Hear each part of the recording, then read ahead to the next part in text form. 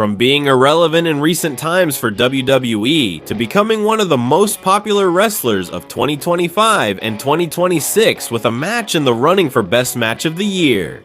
Although Chad Gable was a character who had everything to reach the top in WWE, he never got the opportunity. A colorful mask and a forced Mexican character made Chad Gable win the hearts not only of all Mexican fans, but of all Latin America. Charles Edward Betts, born on March 8, 1986 in the city of Minneapolis, Minnesota.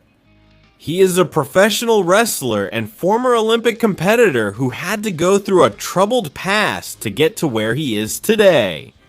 Chad Gable was strongly influenced by this sport from a very young age thanks to his father, who was a great wrestling enthusiast and introduced him to the discipline at an early age. During his teenage years, he attended Minnesota High School, a state known for its fierce competitiveness in school wrestling. Gable quickly stood out in the state tournaments. For example, in 2003, he achieved 4th place in the Minnesota State High School League State Wrestling Tournament. The following year, in his graduation year, he became the undefeated Minnesota State Champion. A very interesting fact about his teenage years is that before fully dedicating himself to the Olympics, he had a brief stint in various independent professional wrestling circuits, all of this in his home state under his real name. He made his debut at 17 years old in the company Midwest Pro Wrestling on September 8, 2003, even wrestling against local talents like Eric Cannon before putting that side of his career on hold to focus on his Olympic career. Unlike the vast majority of North American wrestlers who go from high school to competing in the National Collegiate Athletic Association circuit, Chad took a radical route at the end of his teenage years. He decided to ignore traditional college offers to move to the U.S. Olympic Education Center at Northern Michigan University. There, he trained exclusively under the orders of coach Ivan Ivanov to specialize strictly in Greco-Roman wrestling, a style that prioritizes throws and takedowns from the waist up. This laid the foundation for his current spectacular suplexes. After training hard at the Northern Michigan Olympic Education Center, Chad tried to qualify for the Beijing Olympics in 2008. He came in good form, but ended up in 4th place at the United States qualifying trials. He was left out of the delegation, which only fueled his motivation even more for the next Olympic cycle. To get to London, Chad had to prove he was the best in his country, and also secure the spot for the United States with the International Federation. What he did in those months was an impressive streak. In December 2011, he won the US Open in the 84 kilogram category, earning his first major national title. And in February 2012, he traveled to the Pan American Wrestling Championship in Colorado and took the gold medal, defeating the Cuban Pablo Chori in the final, who was a multiple-time world medalist. And would he become his nemesis? By March 2012, he won the silver medal at the Pan American Olympic Qualifier in Florida, which officially gave the United States the right to send a wrestler in his category to the Olympic Games. The final step was missing, and that was the United States trials in Iowa City to see who would get that ticket.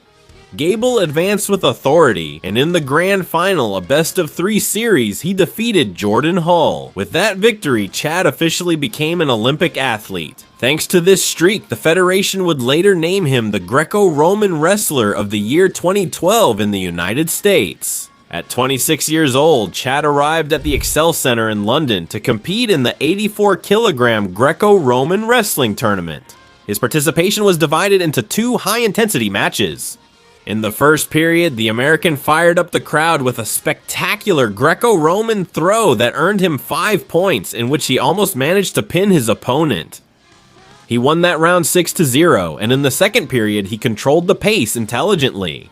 He took it 1-0 and sealed his first Olympic victory in the round of the top 16. Fate brought him face-to-face again with the Cuban Pablo Chori, having faced each other twice in the previous months with 1 victory for each. They both knew each other perfectly.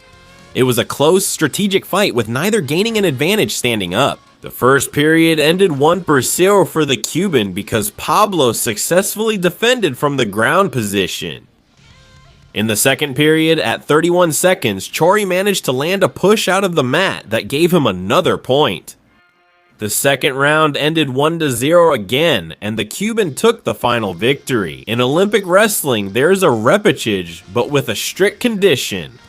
For Chad to be able to compete again for a bronze medal, the opponent who eliminated him, Chori, had to make it to the grand final for the gold. Chad had to sit and wait in the locker room, but in the next round, the Polish wrestler Damian Janikowski defeated Chori by pin.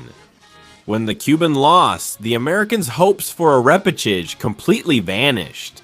With a record of 1-1, Chad Gable finished his official participation in 9th place in the world. But less than a year after achieving this final goal, fate had another path prepared for him. After the London Olympic Games, Chad would sign with WWE in November 2013, being sent to the Performance Center in Orlando. It was there that he first adopted the name Chad Gable, a direct tribute to the American Olympic legend Dan Gable. His televised debut in NXT would take a little longer, happening at the end of 2014. However, the real impact came in mid-2015. In 2014, after weeks of persistence on television, he convinced Jason Jordan to form an alliance. They officially debuted on July 15, 2015, defeating Elias Sampson and Steve Cutler, and thus, American Alpha was born. Their mix of natural charisma and legitimate Greco-Roman suplexes forced a quick turn from heels to faces purely due to popular acclaim. The highlight of this stage happened at NXT TakeOver Dallas on April 1, 2016, where they defeated the Revival to become NXT Tag Team Champions for the first time. In July 2016, American Alpha was drafted to the SmackDown brand during the draft. They quickly established themselves in the division, and on December 27, 2016, they captured the SmackDown Tag Team Championship after winning a 4-corner elimination match against the Wyatt family, the Usos, and Heath Slater and Rhino. Then came a change that the fans didn't like at all, which was the team split in 2017 when Jason Jordan was sent to Raw. This led to a transitional phase where Chad Gable became a tag team specialist, with different partners like Shelton Benjamin, an extremely athletic duo that came close to winning the championship several times against the Usos, and Bobby Roode, who was also a good partner for him between 2018 and 2019. But it was in December 2018 when Gable and Roode won the Raw Tag Team Championship by defeating the Authors of Pain. With this victory, Gable became the second wrestler in history after his partner Jason Jordan to have won the WWE Tag Team Triple Crown, since they won the tag team titles in NXT, SmackDown, and Raw. In the second half of 2019, Chad Gable participated in the King of the Ring tournament, surprisingly reaching the grand final on the September 16 episode of Raw, but he lost to Baron Corbin. As a result of Corbin's mockery about his height, the WWE creative team, led at that time by Vince McMahon, decided to officially rename him as Shorty Gable, and later simply as Shorty G, dressing him in basketball attire, something that fans considered humiliating for such a tremendous and talented wrestler. In fact, the specialized press labeled this as one of the worst creative decisions of that year. Even so, Gable earned the respect of the locker room by fully committing to the character and delivering matches of excellent technical quality in the ring. Fed up with the character, at the end of 2020 he quit being Shorty G and returned to his roots under the name Chad Gable. He recruited the Giant Otis to found the Alpha Academy, and it was here that Gable revealed a new level of charisma. With unexpected humor, he took on the role of a technical school teacher. Elitist and unbearable, he popularized viral catchphrases and gestures like shush. The success of the act translated into gold on January 10, 2022, when they defeated Orky and Rowe to win the Raw Tag Team Championship for the second time in their career. The faction later added Maxine Dupree and Akira Tozawa, becoming one of the audience's favorite segments on the weekly shows. Gable's true status as a world-class singles competitor came in 2023 thanks to his historic trilogy of matches against Gunther for the Intercontinental Championship.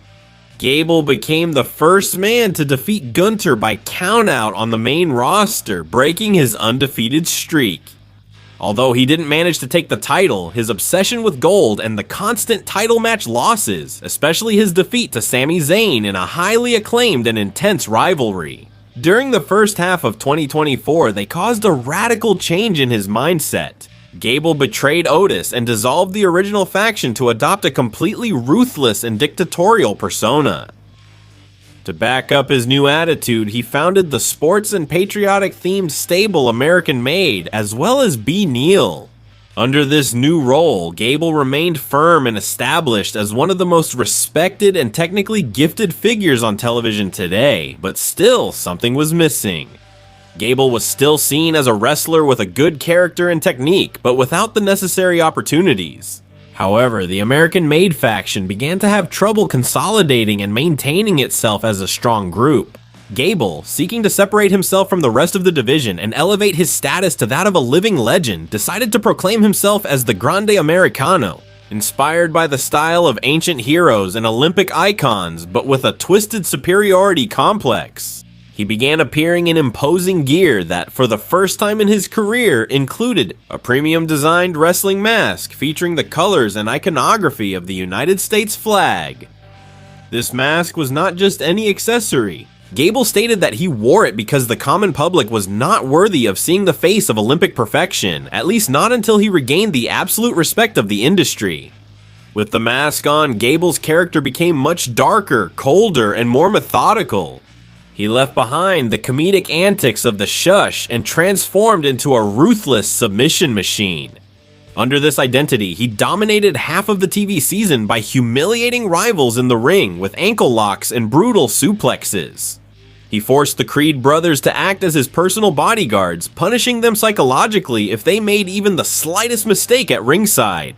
His obsession with the mask became pathological. He protected it at all costs in every match, using it as a symbol of his sacred status. However, in June 2025, Gable suffered a real rotator cuff injury that forced him to step away from the ring. Instead of shelving the character, WWE and AAA decided that the German wrestler Ludwig Kaiser would take up the mask to work in Mexico. Unlike Gable's version, which originally felt like a mockery of Mexican traditions, Kaiser completely earned the respect and affection of the audience. He embraced the local culture, sang Cielito Lindo during his entrance, claimed to be from Tangamandapio, and even formed the faction Los Americanos. And the real problem erupted when Chad Gable recovered from his injury. Jealous of Kaiser's success and claiming that he was the one and only true owner of the character, he returned under the identity of the original Great American. At the Royal Rumble in January 2026, tensions reached their limit when he eliminated Kaiser's American. The war of identities became unsustainable, which led to agreeing on the ultimate bet in wrestling, a mask versus mask match under a no disqualification stipulation. All of this was for the mega event co-hosted by AAA and WWE called the Night of the Greats, held on May 30, 2026 at Arena Monterrey. The match lasted over 33 minutes and became a 5.75-star gem, the highest rating in the combined history of WWE and AAA, and it stood out for its combination of brutality, drama, and flawless technical grappling. Before the bell rang, the original Big American betrayed the codes of honor by savagely attacking Kaiser with a guitar. The match quickly turned into a bloodbath with the use of chairs, tables, and extreme holds. At one point in the battle, Gable tried to rip off Kaiser's mask, partially tearing it, but Kaiser responded by throwing him backwards onto a table to even the odds. Since it was a no disqualification match, chaos outside the ring quickly broke out. Gable's allies interfered aggressively on his behalf. However, Kaiser's side received massive support from the American babyfaces, as well as icons of Mexican pop culture, such as Ojitos de Huevo, Pimpinela Escarlata, and Andrea Basarte. Completely alone and defenseless, the original was finished off by Kaiser, who landed a decisive, brutal headbutt to get the 3 count and keep his identity hidden. After losing the match, the strictest rule of Mexican wrestling was enforced. Humiliated, bloodied, and without the support of his faction, the heel wrestler had to remove his mask in the center of the ring to the huge ovation from the Monterrey Arena. In front of the microphone, he officially revealed his identity, Charles Chad Betts, marking the end of his time as the Great Americano and marking the beginning of a redemption story in which he returned to the WWE rings, seeking to apologize to the wrestlers of the culture for having belittled their traditions and being cheered every time he appears on screen. The life of Chad Gable is living proof that in the world of sports and entertainment, the path of the silent warrior is the hardest, but it's the one that leaves the deepest mark. His story is not that of a chosen one, touched by the wand of fortune. It's the story of a man who built himself through tremendous effort, bitter setbacks, and unbreakable resilience. From his childhood in Minnesota, Chad's life never knew easy paths, in a state where amateur wrestling is almost a religion and the competition is fierce. Little Chad discovered his passion. While other kids played, he spent endless hours on the mat, wearing down his knees, fighting opponents who often outweighed him, but never outmatched him in heart. Chad Gable presents himself to the world today just as he is, a man of pure effort, a legendary Olympic athlete, and above all, one of the most respected and beloved wrestlers on the planet today.